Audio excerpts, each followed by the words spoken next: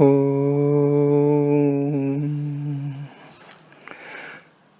Shri Gurubhyo Namaha Shri Paramagurubhyo Namaha Shri Parameshti Gurubhyo Namaha. There is a character by name Ashtavakra, a learned scholar and sage in Ramayana as well in Mahabharata. The dialogue between King Janaka and sage Ashtavakra, known as Ashtavakra Gita or Ashtavakra Samhita. It's a treatise on Brahman, Atman and Advaita Vedanta. Ashtavakra Gita has 285 verses in 20 chapters. It is not known whether the King Janaka referred here is the same as the one who is the father of Sita in Ramayana. Anyway, Osho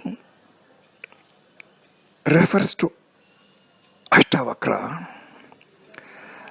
as a messenger of consciousness, of witnessing, pure witnessing, just watching. If there is unhappiness, observe it. If there is happiness, observe it. In unhappiness, don't become identified with unhappiness. In happiness, don't become identified with happiness. Let both come, let both go. Night has come, observe it. Day has come, observe it. At night, don't think you have become night. In the day, don't think that you have become the day. This is what Osho referred to Ashtavakra. And Bhagavan Sri Ramana also has reacted on Ashtavakra Gita after listening to it. He said,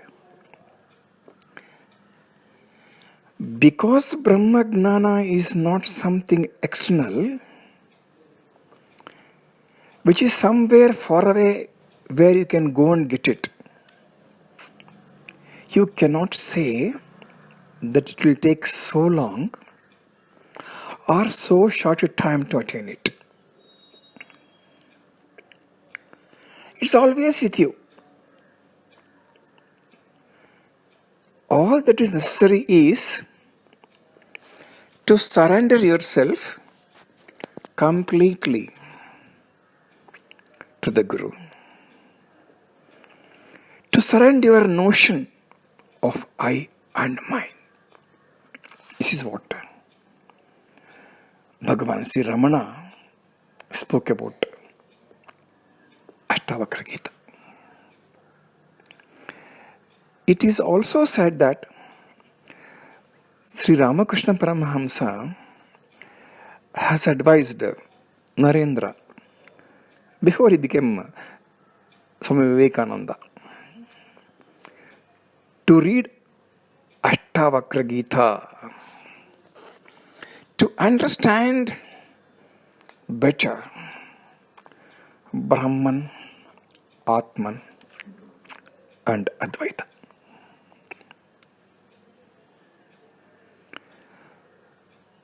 It's my humble effort here to understand 8 verses in chapter 6 and 8. Both chapters have only 4 verses each, so it's 8 verses of Ashtavakra Gita, which deals with knowledge, ignorance, and meditation on inner self. Many learned scholars, enlightened masters, sages of the present and yesteryears, have spoken and written volumes on Ashtavakra Gita. My understanding may not even match with those understandings of those great souls. Definitely not. Then, why did I choose this topic for posting in blog as well on YouTube? Because I find nothing better than this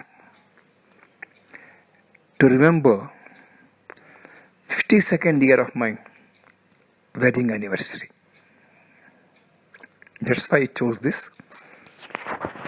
Definitely not I am that knowledgeable as those learned scholars, enlightened masters, and sages of the present and yesteryears who have spoke much on Ashtavakra Gita. Let me first chant all the 4 verses of 6th chapter. Akashavadananto aham ghatavat prakritam jagat iti gnanam tataitasya na tyago na graho layah mahodadirivaham sa prapancho vichisa annibah iti gnanam tataitasya na tyago na graho layah aham sa sukti shamkasho rupyavad vishvakalpana iti gnanam tataitasya na tyago na graho layah aham va sarvabhuteshu sarvabhutanyato mai iti gnanam tataitasya na tyago na graho layah. We observe here all the 4 verses. The second part is the same. Iti gnanam tataitasya na tyago na graho layah. The same thing. Let me see what's the meaning of the first verse. I am infinite like space. I'm talking about I. That is very, very big capital I. I'm infinite like space. And the natural world is like a jar. To know this is the knowledge. To know this, what this? I am infinite like space. The natural world is like a jar. To know this is knowledge. Once this knowledge is known, understood, then there is neither renunciation, acceptance, or cessation of it. Knowledge is knowing this. Once we have this knowledge, then there is neither renunciation, nor acceptance, nor cessation of it. Iti gnanam tataitasya na tyago na graho layah. This is the knowledge. As I said before, the second part, iti gnanam tataitasya na tyago na graho layah, repeated in all 4 verses. In this verse, Ashtavakra explains Janaka the finite and infinite space. I, the self, as limitless space. The self is the limitless space. When we dissolve our ego and achieve oneness with the unlimited self in our inner space. The eternal self, the empty, immaterial space around us is formless. The eternal self, the empty, the immaterial space around us is formless. It is invisible. It is not, cannot be grasped, ungraspable, untouchable, but all pervading. The eternal self is formless, invisible, ungraspable, untouchable, but all pervading. It is not the Einstein's version of material space, definitely not. All modifications of the world and the material universe arise and subside in space, but it is free from them. All modifications of the world and the material universe arise and subside in space, but the space is free from them. We cannot contain space because it is not only in all things, uphold all things, but also envelops them from outside. Just as the eternal self, it does not participate in what we do or what happens to us, or what happens in the world. At the same time, it allows everything to be itself or become something else according to its own nature, state, or choice.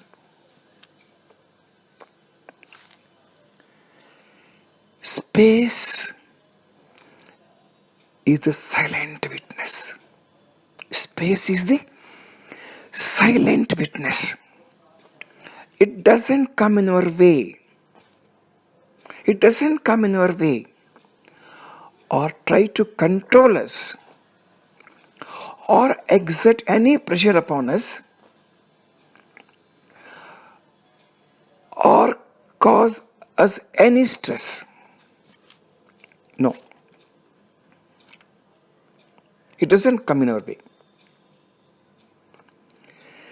Just as God,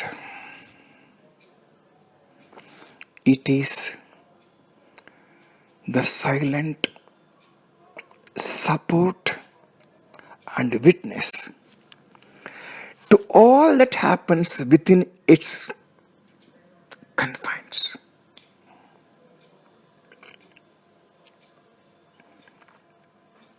It is silent support and witness to all that happens within its confines. By entering that space in deep meditative state, we can dissolve our ego and experience expansive state of awareness. By entering that space in a very deep meditative state, we can dissolve our ego and can experience expansive state of awareness beyond the confines of our mind and body. Hope. Can we find or say where the boundaries of space end and where those of our limited consciousness begin, or vice versa? I repeat. Can we find or say where the boundaries of space end and where those of our limited consciousness begin, or vice versa? Definitely the answer is a big no. A very big no. At the same time, we are so united with this space and so close to it. We are so much united with the space and also so close to it. Yet, we are also so distant and separated from it. In the same manner, the eternal self resides in all of us. Yet, we cannot perceive it or able to communicate with it. In the same manner, the eternal self resides in all of us. Yet, we cannot perceive or communicate with it. It is as if there are two dimensions within us and we are confined to only one. This separation arises because of the why? Why this separation? Because of the limited consciousness of the mind and body. This is because of the limited consciousness of the mind and body. How do you make it unlimited? How do you make it infinite? That's the question.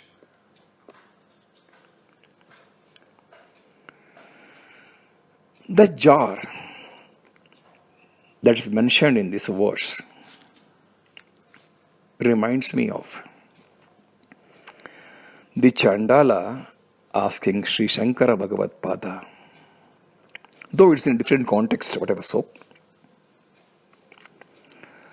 whether the brightness of the sun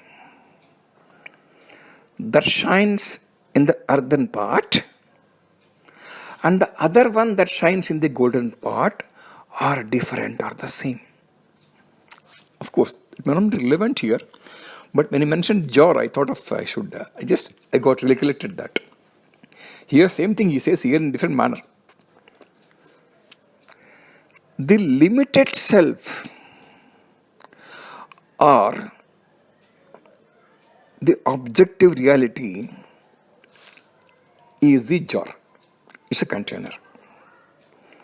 The limited self or the objective reality is the jar. The body is the container of all the organs and tattvas of nature and of the self also. The manasu, the mind is also a container. It contains all our thoughts, memories, feelings, emotions, etc.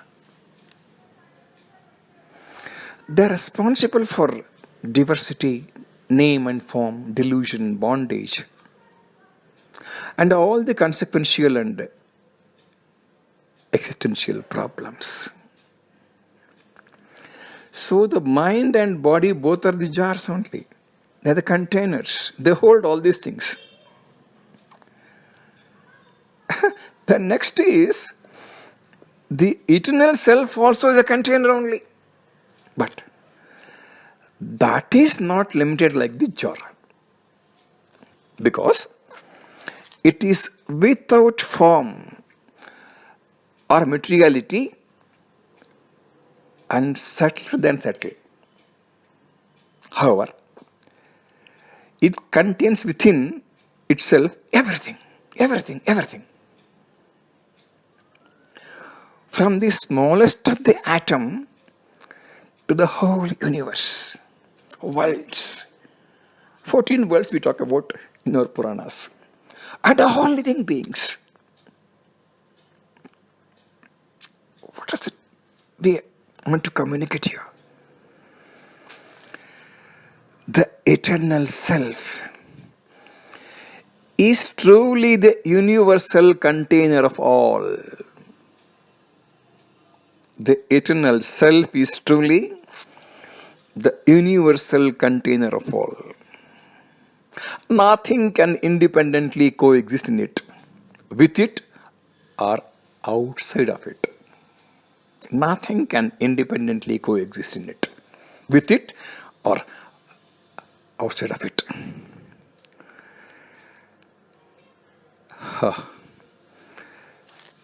In the microcosm of the body,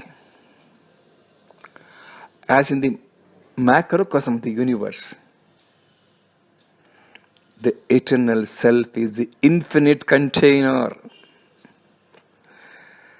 The body is microcosm, the universe is the macrocosm, and the eternal self is the infinite container.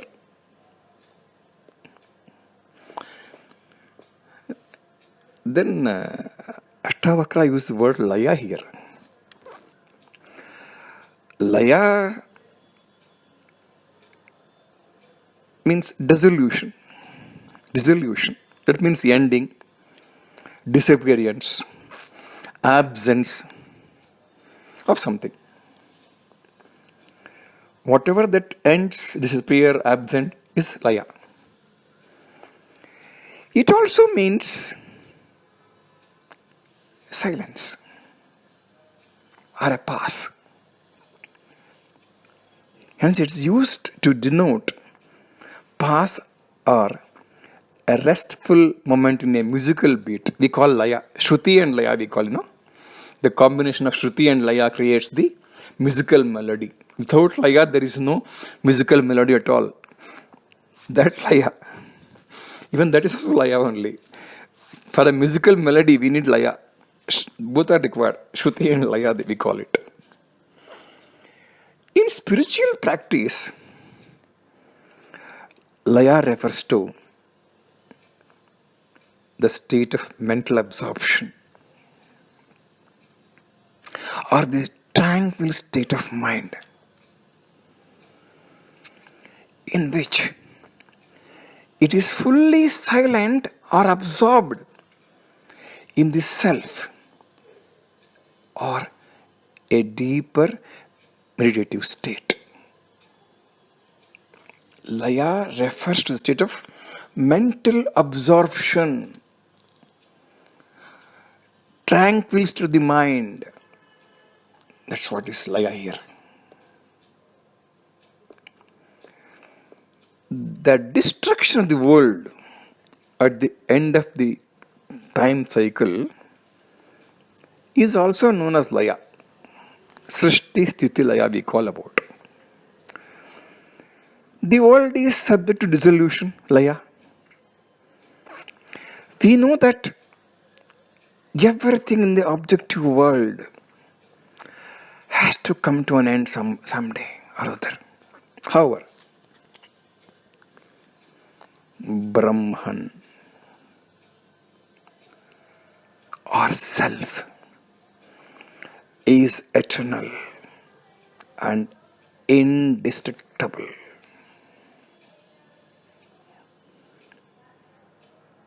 The world of Brahman is free from dissolution. The world of Brahman is free from dissolution. In Sanskrit, when we put a behind something, it becomes negative of it. Right, no? Kshara, akshara. Something like that. Here, laya, if you put a behind, becomes alaya. Alaya. Or devalaya. There is no destruction for those who enter the abode of God. Now, let us not go very deep into it, whether alaya or alaya. I just mentioned here to say devalaya, it has no destruction. So let us not go very seriously into the grammatical issues there. Only those who overcome their impurities and exhaust their causal karma, casual karma, can manage to reach it by the path of gods, Devayana, upon their departure from here. That transformation and dissolution are necessary for the limited self. I repeat, the transformation and dissolution both are necessary for the limited self because it is subject to modifications, imperfections and impurities. Whichever is imperfect and impure is subject to modification, which is the limited self, then it's got dissolution and also transformation. This limited self, which is transformation and dissolution takes place, is represented by the mind-body complex. This mind-body is transformation and dissolution taking place there. That is limited self.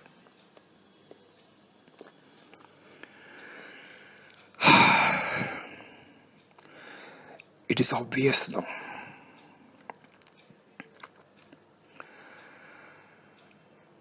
What we own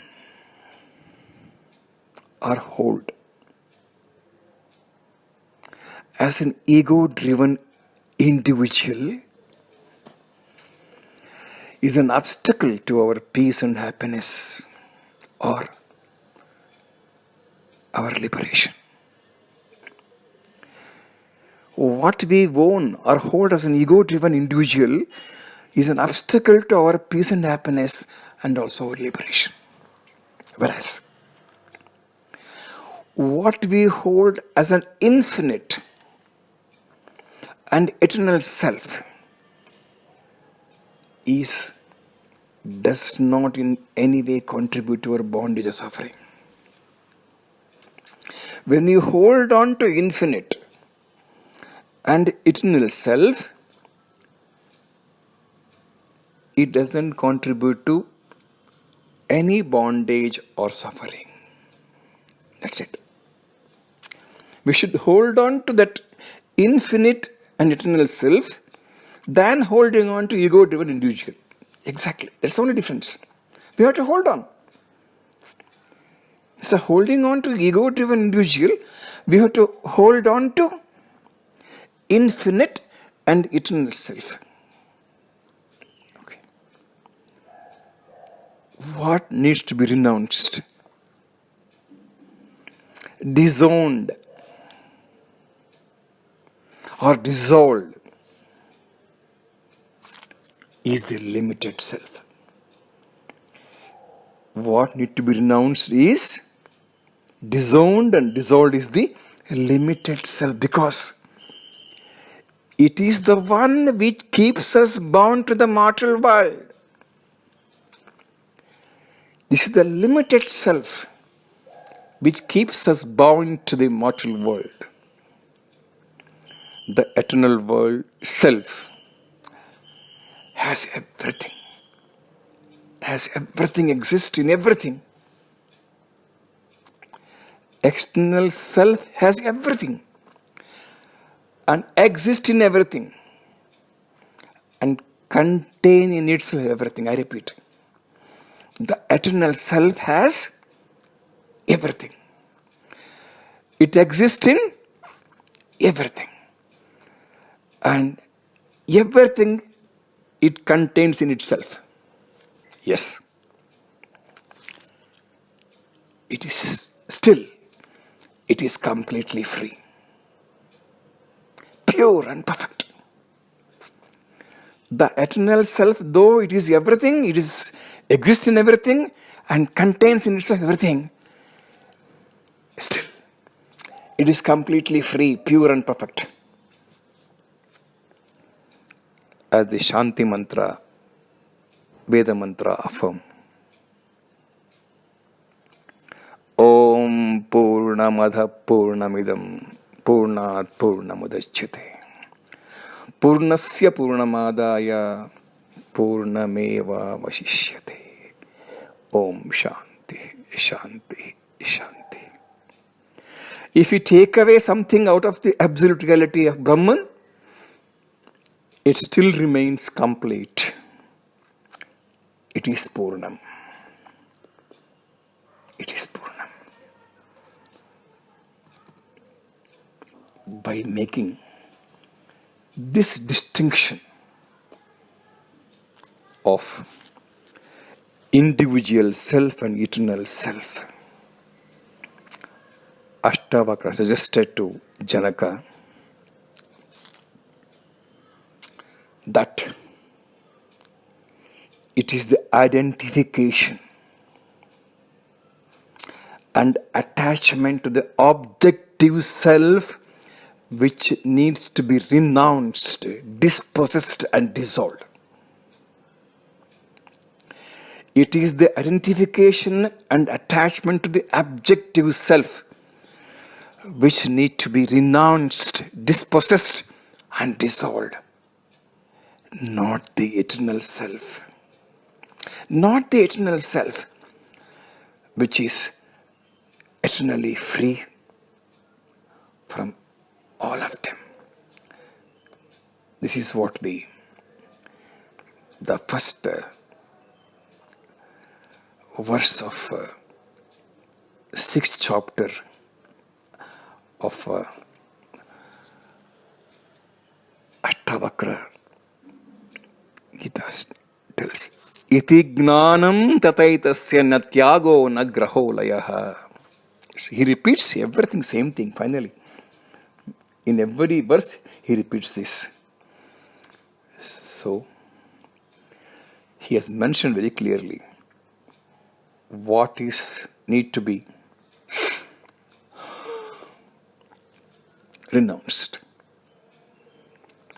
dispossessed and dissolved. Identification and attachment to the objective self that need to be renounced.